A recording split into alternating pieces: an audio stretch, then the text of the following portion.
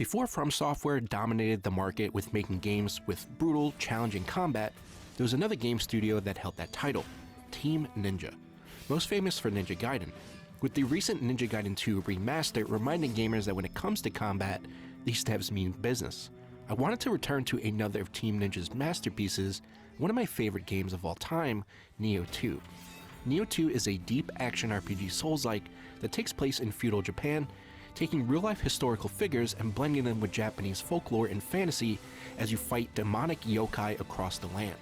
The Nioh series was one of the first Souls-likes to find critical and commercial success, and when I say Souls-like, I obviously mean games not made by FromSoft, just so we're clear. Team Ninja took their masterclass combat of Ninja Gaiden, combined it with many core elements of the Souls formula, and topped it off with loot and progression system inspired by games like Diablo to actually create something unique. And to this day, Nioh 2 remains one of the best action RPGs ever made, as well as my favorite Souls-like. In this video, I'll be going over in depth about all the different elements that make Nioh 2 such a great game, as well as the pros and some of the cons, so that by the end of this review, you should have a pretty good idea if this is a game for you, and if you should give Nioh 2 a shot in 2025 and beyond. As always, if you're new to the channel, thanks for checking out the video, and if you're already subscribed, welcome back, but let's dive into Nioh 2.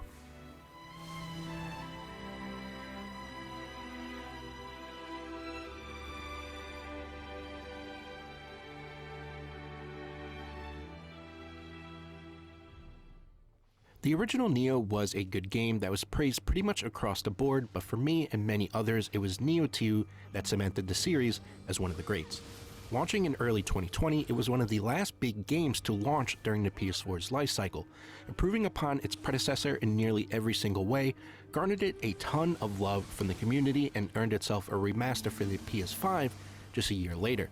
It's also worth noting you can get both Nioh 1 and Nioh 2 remastered as a complete collection on the PS5 if you have a spare 500 hours to kill. But as I mentioned earlier, Nioh 2 is a Souls-like. Many elements of the game are taken from the Souls series, but just comparing it to Dark Souls would not do this game justice. Nioh 2 is a different beast altogether. In fact, it is one of the deepest and most complex action RPGs on the market today. And to showcase this, I want to go over all of the different layers and systems that go into making your character. First off, and most importantly, are the weapons. There are 11 weapon types in total to choose from, each with their own unique movesets and skill trees. These skill trees are filled with passive and active abilities, allowing you to tailor your playstyle to your liking. Each weapon can be held in 3 unique stances, a high, medium, and a low stance, which drastically changes the moveset of your attacks. And yes, Nioh 1 did this before Ghost of Tsushima. From the trusty katana to the massive odachi and every weapon in between, each type offers something for everyone, complete with their own strengths and weaknesses. On top of your weapon, you have ninjutsu and magic that can and should be implemented into your build. Want to make the ultimate ninja build? Well, you can pretty easily thanks to all the different ninja tools. Abilities like shurikens, firebombs, poison traps, caltrops, and kunai are all at your disposal. But maybe you want to be, a magician, use magic instead. Well, that's actually my personal favorite, and there's a ton of elemental spells, conjuring lightning storms, waves of water, talismans that grant you various buffs, and even the ability to summon animal spirits to deal devastating attacks.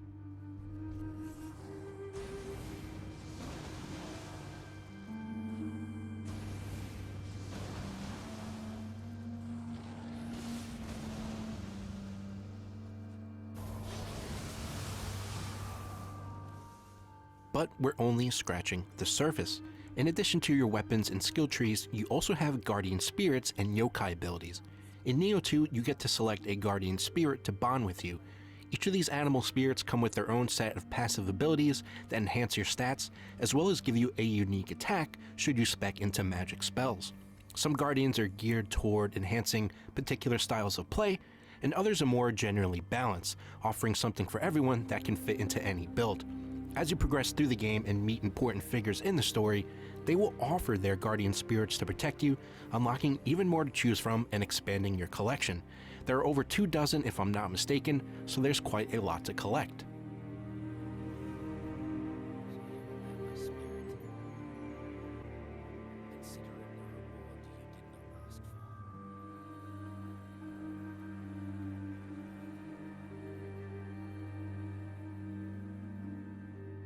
You also have yokai abilities, which are a major new addition to the game, and in my opinion is one of the most important and cool new features they implemented in the sequel. Yokai are demons from Japanese folklore and come in all shapes and sizes, and I absolutely love the design of these monsters.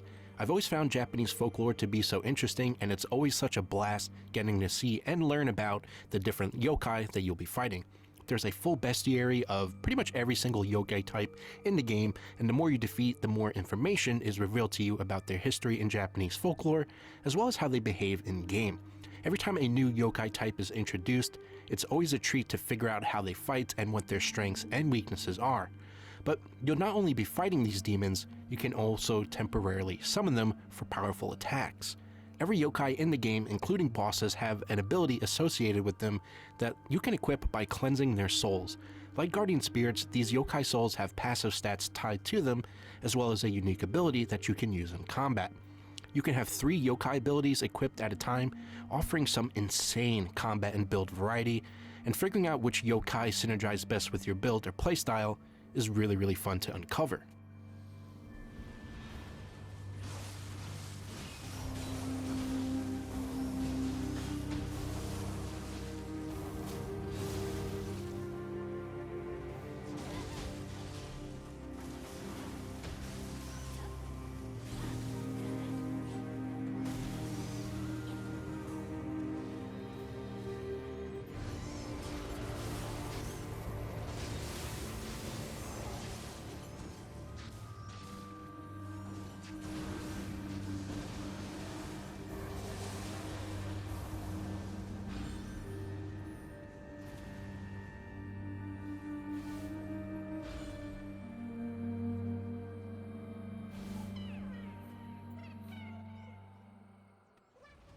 Did you think we were done? No, of course not, because in Nioh 2, you actually are half yokai yourself, a hybrid called a shiftling, giving you the ability to temporarily transform into one of 3 different ultimate forms, each complete with their own attacks and special moves in combat called burst counters. Still not convinced of the depth of Nioh 2? Okay, well, you can also align yourself with a clan based off the different regions in Japan. Each of these factions grant additional stats and will enhance your build in meaningful ways. There's even an online component to these clans as the different factions battle out based on your team's performance. Well, what about gear? I mentioned that loot and progression is inspired by games like Diablo. Well, Nioh 2 has hundreds of pieces of gear which are randomly dropped from enemies, bosses, treasure chests, and can even be forged at the blacksmith. Weapons, armor, accessories can all roll with different stats and affixes and effects based on its rarity, and some armor sets even include special bonuses when multiple pieces of the same set are worn together. There's nothing like killing a boss and seeing a shower of loot explode from their corpse. There is still a major dopamine rush that I love about action RPGs. A big part of Nioh 2 is digging through all those weapons and armor and gear and looking for those important stats that empower your build. And thankfully, with so many different sets and weapons, you can transmog the gear so your character can still look exactly how you want them to. Thank God.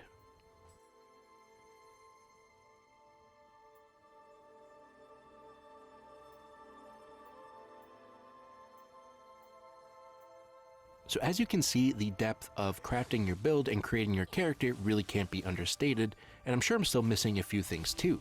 But that covers much of what goes into making your character, but what about actually playing the damn game? Nioh 2 features a mission-based gameplay loop. There's no open world here, instead you select a mission from the map and you're off. There are multiple acts in the game, main story, dozens of side missions, and each of these missions can be replayed, and you can even attempt to beat them on a harder difficulty called Twilight missions, which will envelop the level in a sinister red aura, remixing the enemies for a tougher challenge and greater rewards. And Nioh 2 is definitely challenging, that's for sure. Many enemies can kill you in just a single attack or two, especially if you're under-geared or under-leveled.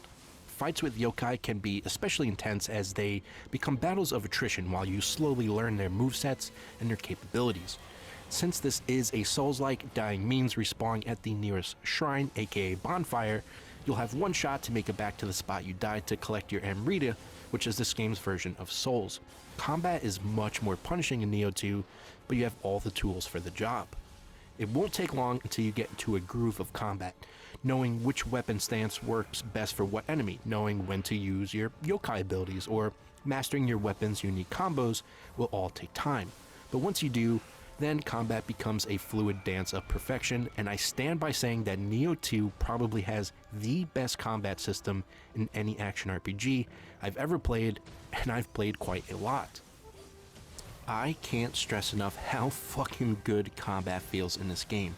You are always in complete control. Every dodge, every attack, every parry is instant and doesn't have any of that clunkiness that you sometimes get with the Souls games. And because it runs at a perfect 60 FPS at all times, it just makes the combat that much smoother.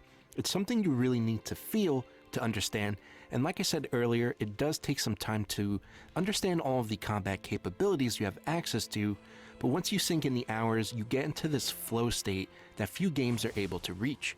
If you really want to test out your combat chops, there's also an extensive endgame and the option to replay the campaign on harder difficulties, which will give you even more playtime and challenges for your build.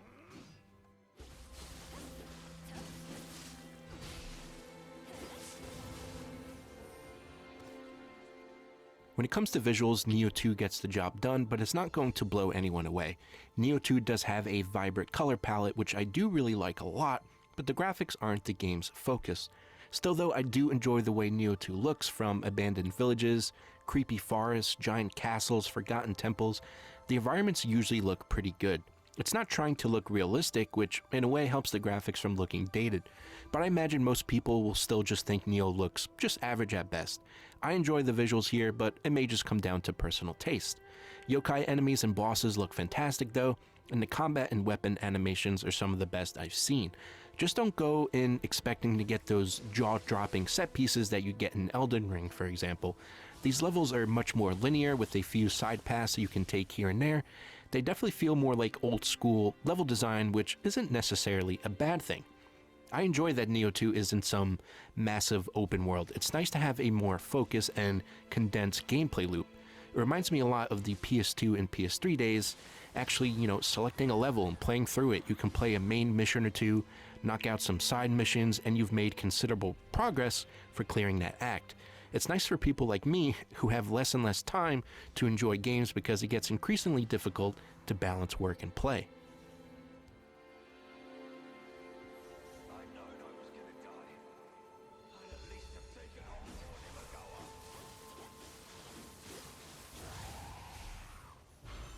Audio is another strong point of the game. Nioh 2 features an amazing soundtrack suited perfectly for the setting. From intense combat music to somber moments of peace, there's always an awesome track playing in the background. The sound effects of the yokai are particularly impressive and really helps bring them to life. Voice acting is solid throughout, and you can play the game in English or Japanese, which is always a nice bonus. Nioh 2 is a lengthy game. The main story can easily take you over 50 hours to complete, and you can pretty much double that if you plan on playing all the game's side missions, bonus content, and 3 DLC expansions. However, the actual story is the game's weakest element, which is primarily focused on your custom character joining forces with Oda Nobunaga as he aims to unite Japan under a single banner, which of course means war. Along the way, you'll meet a ton of characters which are usually introduced during a cutscene, but sometimes not seen or heard from again for several missions later, where all of a sudden they are majorly important to the plot and you don't even know who they are. The storytelling in Nioh 2 can be very confusing, disconnected. Thankfully, there is a full glossary of events that you can read to catch yourself up on exactly what the hell is happening and who the big characters at play are, but you certainly aren't playing this game for the story. It's also worth noting that Nioh 2 is a prequel to the original, and the events of both games will eventually blend together, and although the storytelling for the most part isn't super great, by the time you complete the game it does come together for a satisfying conclusion, a grand epic 100-hour adventure.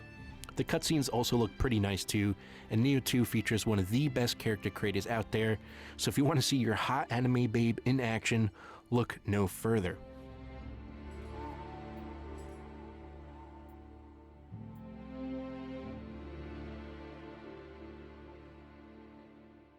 Listen, I can sit here and gush about Nioh 2 all day, but I feel I've covered most of the important things you need to know.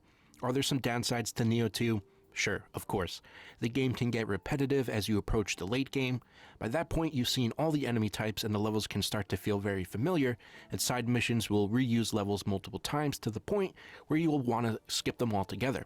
But they are still worth doing, even though you will find yourself on the same map for the 5th or 6th time many hours into the game.